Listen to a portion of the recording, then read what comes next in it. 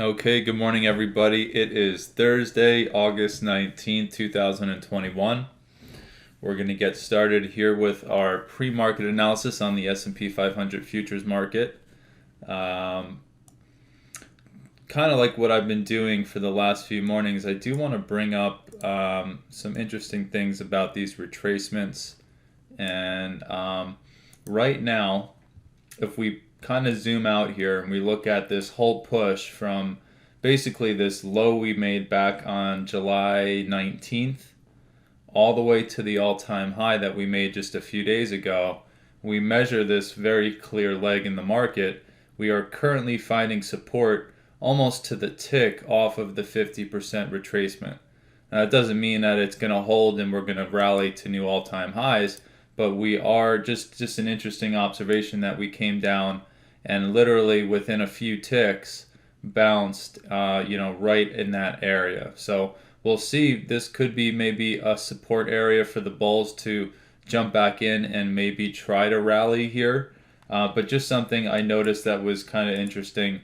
And then another thing that from a Fibonacci perspective, if you look at the leg itself, so we have the low from July 19th, we pushed up and then we made these highs. Remember back when the market was sideways for about 10 days there at the end of July going into August.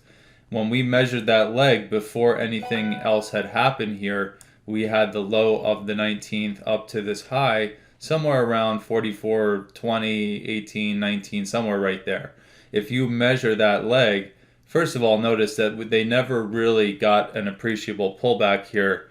Didn't even get to a 38%. Maybe that was 25% of the entire leg. But the interesting thing to note here is that the 27% extension was up here around 44.7650. And if we just scroll forward here and see, once they continued to push the market, they pushed up and they made a high at 44.7650. So that was on August 17th or 18th there, 16th, August 16th. Came up and came right to 44.7650, the 27% extension from the first part of this leg, and then we sold off. So just some interesting observations there for you guys. Let's go ahead and jump to our ultra high time frames here. The 3-month, as always, has been looking very strong with no signs of exhaustion for a while now. And our monthly, we are now coming down after this big sell-off that we got off that high at 76.50. We've now pulled back and we're sitting here right at the bottom end of this kind of trend line that we drew from the lows that we made after the COVID sell-off back at the end of the beginning of 2020 to right now. So we're sitting right at the edge of that trend line. Again, if we break through, doesn't necessarily mean that the sky is falling here, but it's just kind of interesting to see that we are sitting there. Outside of that, there really are no signs from a divergence perspective of exhaustion up here, so everything still looks very strong with no signs of exhaustion outside of that huge wick we have at the top end of that candle. When we get to the weekly, this is where we are starting to, and we talked about this yesterday, we're starting to get a little bit of a sign of exhaustion up top here because we did push another 10 points higher from that previous candle, and the RVI is pushing down. Now, what we said yesterday is that it was midweek, so we still had all of price action for that day yesterday, plus today, plus Friday. So the picture could definitely change. But as we get closer here to the close of Friday, we are definitely seeing this somewhat of a bearish indication. So I demoted it from a full-on bullish case to bullish with a little bit of a bearish indication off the highs right now. Remember that we do have until Friday afternoon for this to close, and the picture could change here. On our daily, looking pretty bearish. We had that bearish indication that we did talk about on the morning of the 17th. We talked about this being a bearish divergence off the highs. Although because we didn't have a very strong bearish signal when we dialed down below the 4-hour, we did have it on the 4-hour, but we didn't have it on the 60-minute or the 30-minute. I did say that because we didn't have every time frame agreeing that maybe we would get a pullback, but maybe not a huge one, you know, by 100 points or 150 points. But it turns out that they did end up following through here. So on the 17th, when we saw this signal, it ended up following through for a lot more than I really expected, because we didn't have the 1-hour or the 30-minute. We did have the 4-hour and we had the daily here, and so we pushed from about that 44.75, let's call it, all the way down to the lows that we made here in the overnight session to 43.40. So, you know, we're talking over 100 points, 120, 130 point pullback.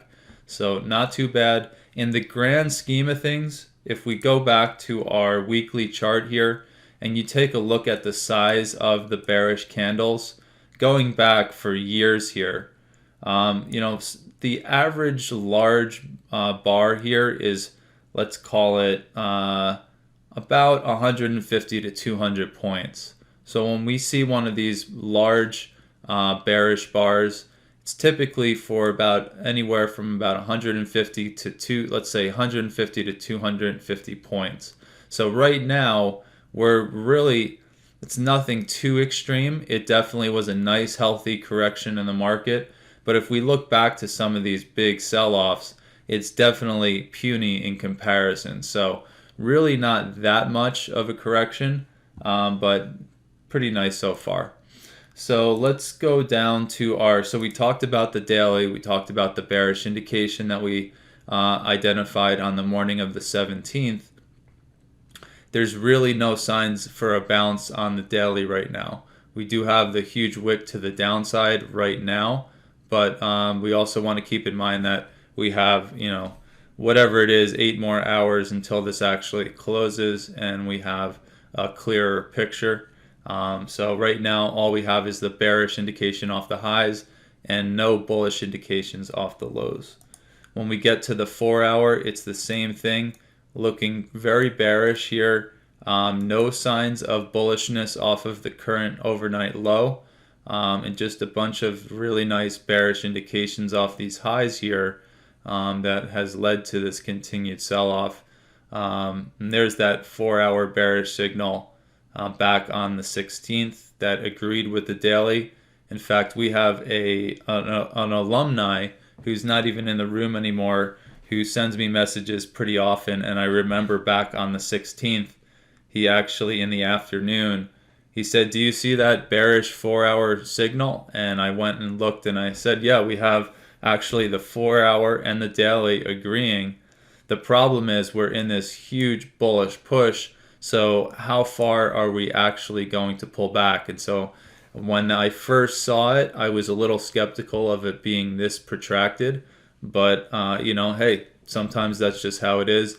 Definitely, when you see an indication on the daily chart, it can typically lead to a pretty large pullback or bounce. And so that's what's been happening here. So 4-hour, no nice signs of bullishness here. Only the bearish indication so far. And then again, there's that retracement scheme from back at the end of July that gave us this target of 76.50, and then the market came right up to that there. So let's go down to our 60-minute. And this is what I was saying. On the 60-minute, we didn't have any indication of bearishness back on the 16th, or at the close of the 16th there. And so because we didn't have that, I didn't expect there to be such a big pullback here, but we did get a larger pullback. And now on the 60-minute here, you can see overall starting to look pretty bearish as we sell off here, but we do have this nice bullish indication off of that 50% retracement. So if we go all the way back to the July 19th low, draw the fib all the way up to the current high, we've come back and corrected 50% of that leg. And like I said, almost to the tick. It broke by, I think, 4 ticks, 1 point, and now is starting to find a little bit of support. And we do have that 1 hour bullish divergence so far. So when we go to the 4 hour, we're not getting quite an agreement there on that bullish signal down here, but the 1 hour is definitely very clear. In fact, on this second pullback, once we bounced off the 50% retracement and came back, we got another bullish divergence. So we have two nice bullish divergences down here. Now it could play out just like this one we had back at the end of yesterday. So yeah, at the end of yesterday, we actually got some decent bullish divergence down here off of the previous daily low, 81.50. There just wasn't a lot of follow through. So now that we have it down here, the question is, are we going to get a lot more bullish follow through here to push up and get through that previous daily low? So you can see a very nice swing low and bounce here off 81.50, and then we came down. We might have had a small bounce here in the overnight session, but overall broke through, and now we're bouncing from this lower level. Wouldn't be too surprising if there's a little bit of resistance up here once the bulls get into this area to react right off of that swing low. So we'll have to watch for that this morning. And so here, that's where we're at on the 60-minute. Looking kind of bearish, but we did get a nice bullish double bullish divergence here off the 50% retracement, which is somewhat of a bullish kind of case. You know, typically if we see the market pull back to a 50% retracement and that does hold, you can expect it to then go ahead and advance up and break through the previous daily high. Now, if we look at the extension of this entire leg that we're looking at, this 50% pullback, the bounce could potentially bring us all the way up to 45, 44, you know, if it's going to respect this specific leg here. So let's go down to our intermediate time frames and see if there's agreement with what we're seeing here at the lows, the overnight lows. And we're getting a nice 30-minute agreement off the overnight low, and then off of that little pullback that we got here, another pretty decent bullish divergence as well. Of course, we are starting to get the counter indication, although let's take a look here.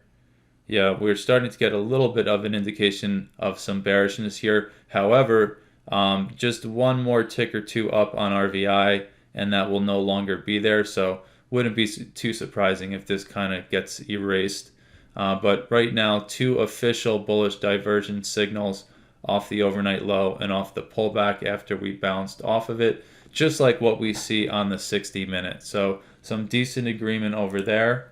And then our 10-minute here, you can see very clearly. Now, our 10-minute gets a little muddy because we have all of our eye levels on there that we typically are only looking at here on the 1 minute and the tick chart, which, you know, we are zoomed in, so everything is a little bit more spaced out. The 10-minute does start to get pretty busy here. I have another 10-minute at the bottom left of my screen here where we don't have everything all scrunched up like that, but this other chart that I use, I put every single level on, so it does look a little messy, but try to ignore that for now and just keep in mind that we did have an agreement with the bullish signal off the overnight low. And then right now it looks like we're trying to kind of hold and continue to push. So this morning we don't have enough bullish agreement down here to give me the confidence that we could expect a complete retracement all the way back to the all-time high here. However, we do have the 60-minute, the 30-minute, and the 10-minute all agreeing down at the bottom. Wouldn't be surprising if the 3-minute also. So the 3-minute, the 10-minute, the 30-minute, and the 60-minute are all giving us a nice bullish indication off the overnight low.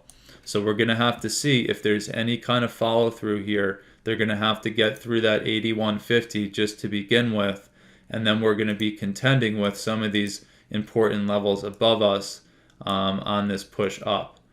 And then we can also keep in mind that we have a few different legs to look at as this price advances higher. We have the smaller leg here from the overnight high to the overnight low.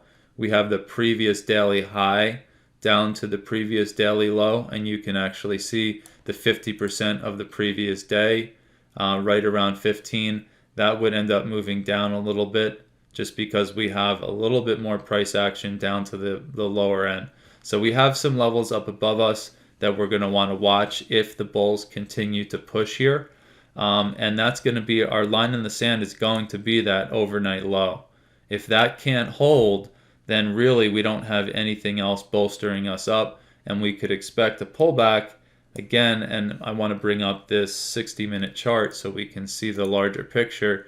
If that doesn't hold, we're looking at a pullback at least to this prediction point down here, and then you can see the 61.8 retracement is right over in the general area where we have another prediction point and a lot of resistance in the market there, somewhere just around 43.27.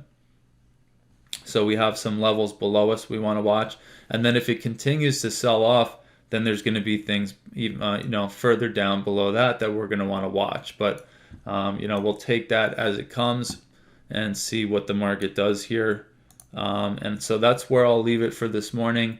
Overall, things do look bearish, but we have some decent intermediate time frame signals that could lead to some type of push this morning. So we'll just have to watch, and our line in the sand for the bulls is going to be that overnight low.